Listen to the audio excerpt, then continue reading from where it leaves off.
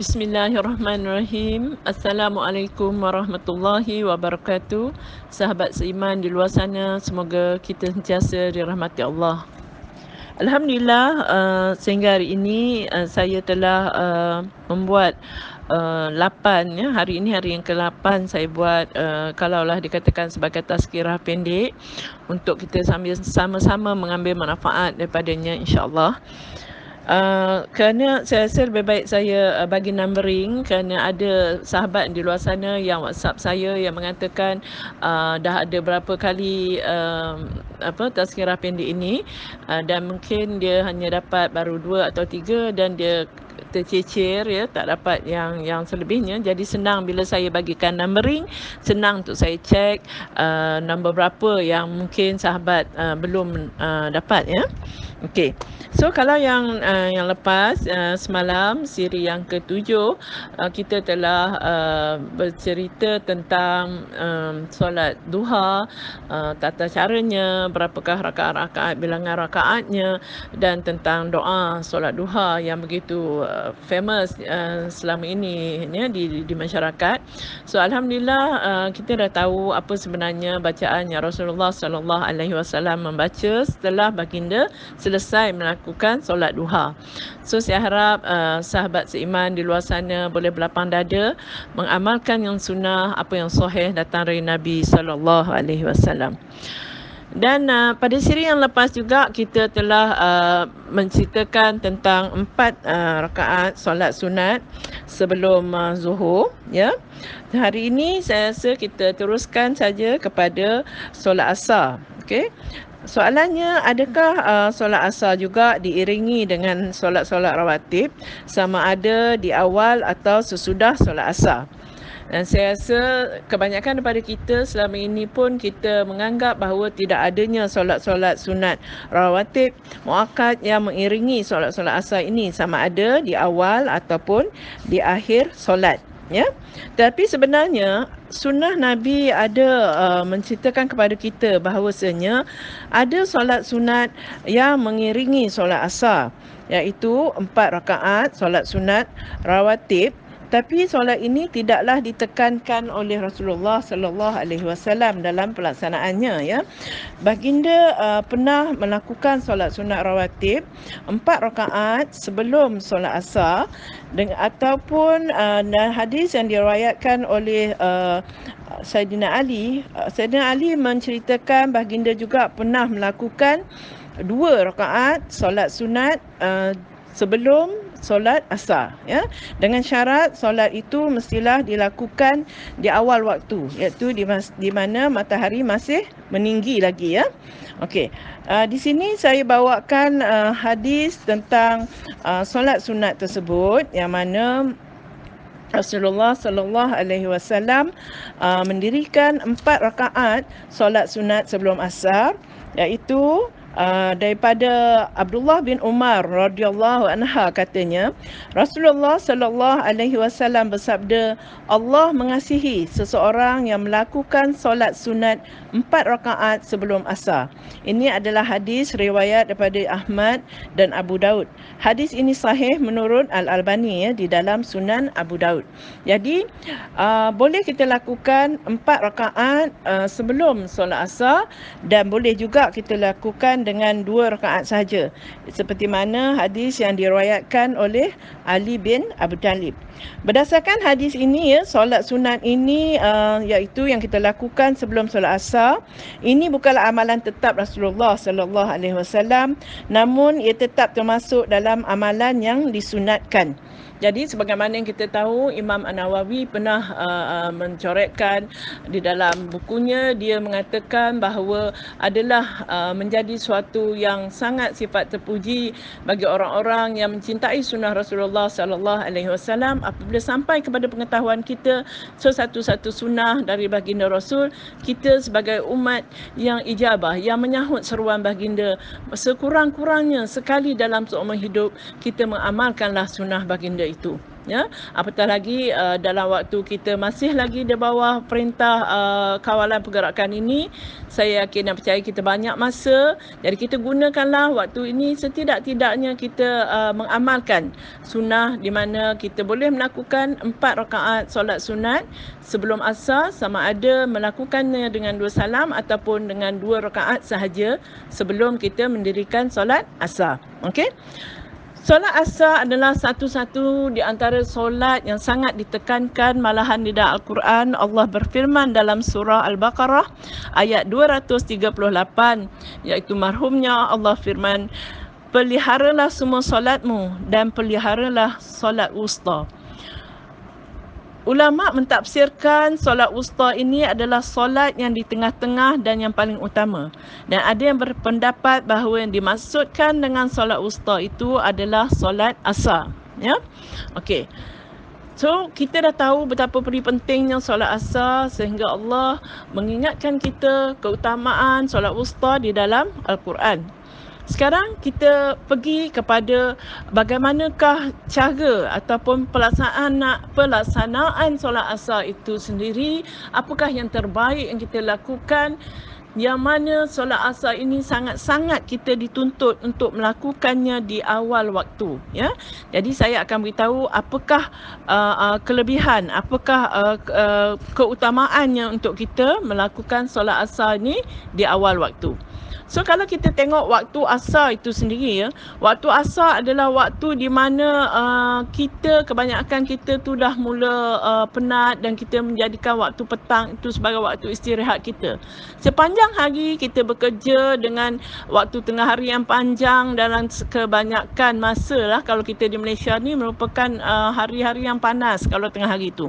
Badan kita lemah dan letih. Menjelang kepada waktu asar, dah bila udara mula sejuk dan mula ada angin yang menyenangkan, menyegarkan, kita rasa itu adalah timing yang paling bagus untuk kita berehat. Dan itu adalah aktiviti riadah yang mana kebanyakan orang melakukannya bila petang tu dalam keadaan yang santai-santai, sehingga akhirnya kalau kita terus terbuai dan terlalai sampai kita menangguh-nangguhkan waktu untuk mendirikan solat asar ni. Malahan ada yang sampai terus langsung tidak mendirikan solat asar sampai habis waktu. Okey? Jadi kita kena tahu, kita kena disiplinkan diri walaupun kita penat, walaupun waktu itu adalah waktu yang sangat menggoda untuk kita beristirahat ataupun menjalankan aktiviti-aktiviti riadah yang kita suka. Mungkin kita nak bersukan, mungkin yang nak melihat pokok-pokok, menyiram pokok, bunga dan sebagainya. Tetapi pastikanlah dulu kita mengambil apakah yang paling penting, sehingga Allah menyebutkan dalam Al-Quran, iaitu solat wusta. Jagalah solat wusta. Maka di sini kita kena ingat banyaknya ancaman-ancaman daripada hadis Nabi tentang dosa-dosa ataupun apakah akibat daripada kita meninggalkan solat asar. Okey, di sini saya ada beberapa catatan yang saya ambil daripada hadis-hadis yang sahih, di mana Rasulullah sallallahu alaihi wasallam bersabda, barang siapa meninggalkan solat asar, maka terhapuslah amalannya. Ini adalah hadis riwayat Al-Bukhari. Ibnu Qayyim menjelaskan dari hadis tersebut, iaitu tentang amalan kita meninggalkan solat asar ni ada dua macam. Yang pertama, seseorang yang secara total memang tak pernah mengerjakan solat sama sekali.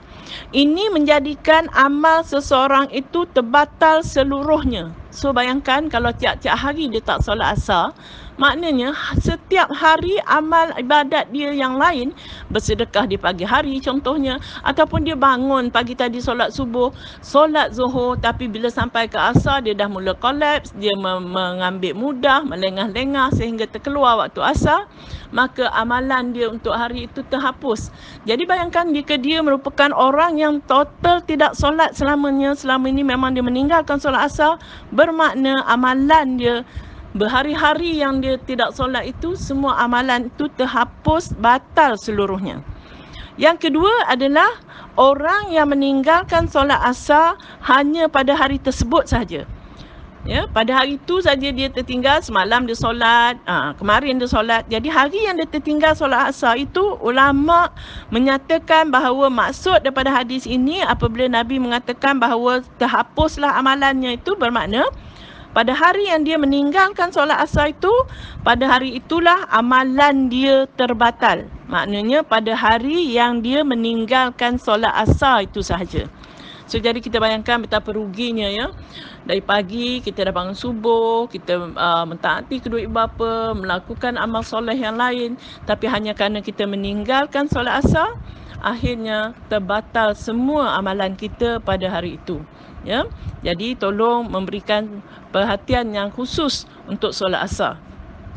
Iaitu dalam hadis lain juga, riwayat Al-Bukhari dan juga Imam Muslim juga meriwayatkan hadis ini, iaitu orang yang tidak mengerjakan solat asar seolah-olah dia telah kehilangan seluruh ahli keluarga dan hartanya. Ini menunjukkannya betapa solat asar ni sangat penting.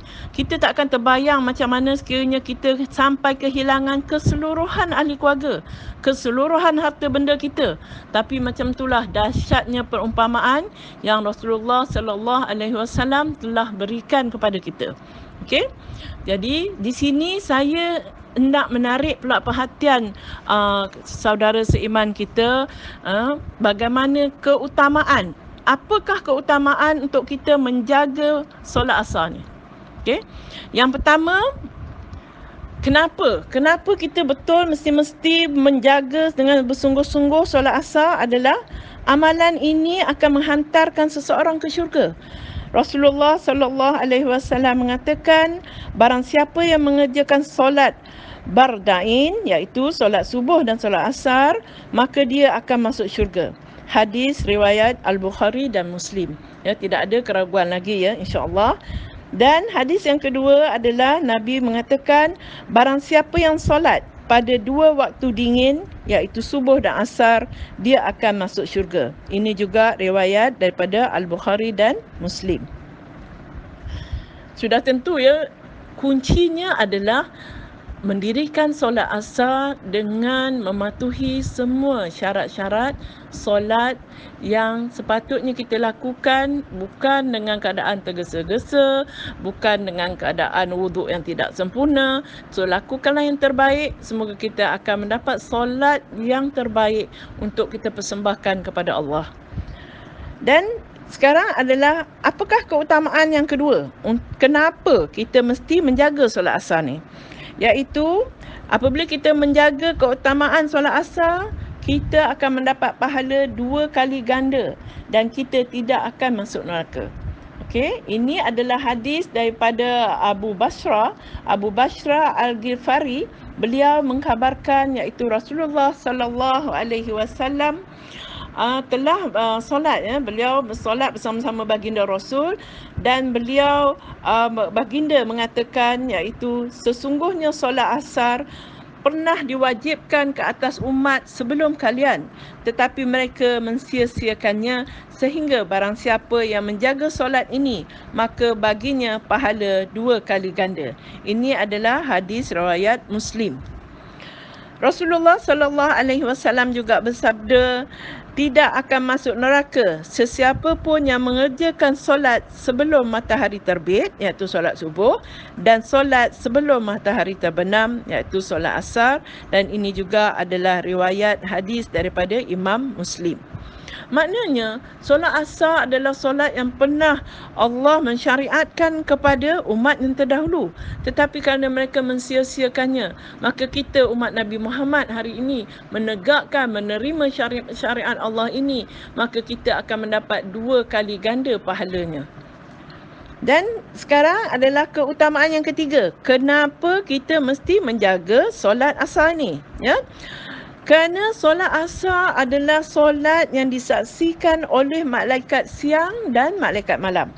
Di mana Rasulullah sallallahu alaihi wasallam bersabda, para malaikat malam dan malaikat siang silih berganti mendatangi kalian. Mereka berkumpul pada saat solat subuh dan asar. Kemudian malaikat yang menjaga kalian naik ke atas sehingga Allah Ta'ala bertanya kepada mereka, Dan sesungguhnya ya Allah lebih mengetahui keadaan para hamba-Nya.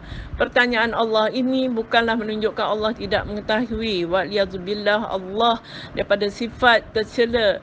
Allah Maha mengetahui. Namun hadis ini hanya untuk menerangkan kepada kita, menggambarkan kepada kita bagaimana malaikat-malaikat siang, malaikat-malaikat malam membuat laporan, bersilih ganti naik bertemu Allah untuk menceritakan perihal kita sewaktu malaikat meninggalkan kita, terutama dalam keadaan waktu asar itu sendiri.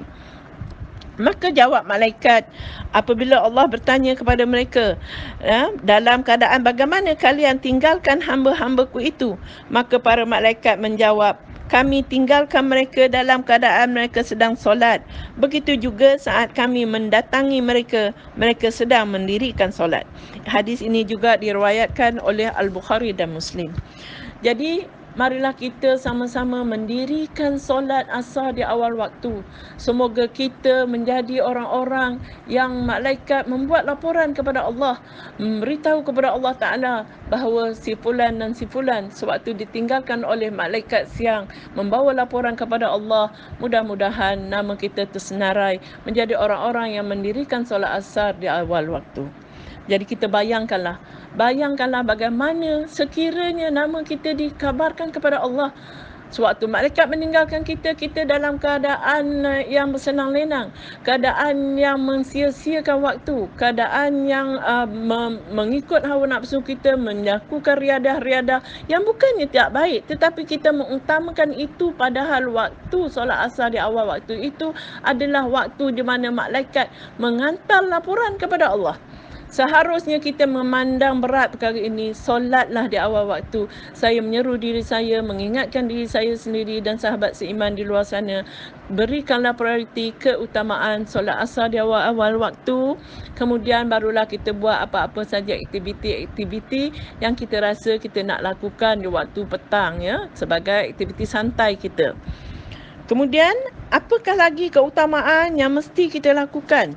Yang mesti kita pandang berat. Kenapa kita mesti melakukan solat asar? Iaitu, solat asar ini juga menjadi batas perbezaan di antara orang beriman dengan orang munafik. Kerana orang munafik akan melengah-lengahkan masa untuk mendirikan solat asar sehingga matahari hampir terbenam. Akibatnya dia akan solat asar pada masa bila? Pada masa dia dah tergesa-gesa dan cepat-cepat. Bila dia dah tengok matahari dah mula dah nak masuk senja, masa tu barulah kelang kabut nak solat asar. Yang mana Nabi mengkabarkan orang-orang ini adalah orang-orang yang memiliki sifat munafik. Apabila dia tergesa-gesa dan cepat melakukan solat dan solatnya tak ubah seperti patukan ayam. Ya, ini adalah apa yang kita, kalau kita amalkan hari-hari, dan ini akan menjadi kebiasaan kita seharian nanti. Oleh itu Rasulullah sallallahu alaihi wasallam telah mengingatkan kita bahawa inilah sifatnya solat orang-orang munafik. Dalam hadis baginda bersabda, itulah solatnya orang munafik, iaitu duduk mengamati matahari sehingga matahari berada di antara dua tanduk syaitan atau hampir tenggelam, barulah dia pun berdiri untuk mengerjakan solat asar 4 rakaat secara cepat seperti patukan ayam. Dan dia juga tidak berzikir untuk mengingati Allah kecuali hanya sedikit sahaja. Ini adalah hadis riwayat Muslim. Sedangkan kita tahu syarat sah solat adalah melakukannya dengan adanya tumaninah. Kita tidak boleh melakukan solat seperti Nabi gambarkan, ayam yang mematuk atau musang yang berpaling. Maka dengan ini, semoga kita termasuk orang-orang yang mendirikan solat tepat pada waktunya dan istiqamah sehingga ke akhir hayat, terutamanya mengutamakan keutamaan solat asar di awal waktu. Semoga bermanfaat.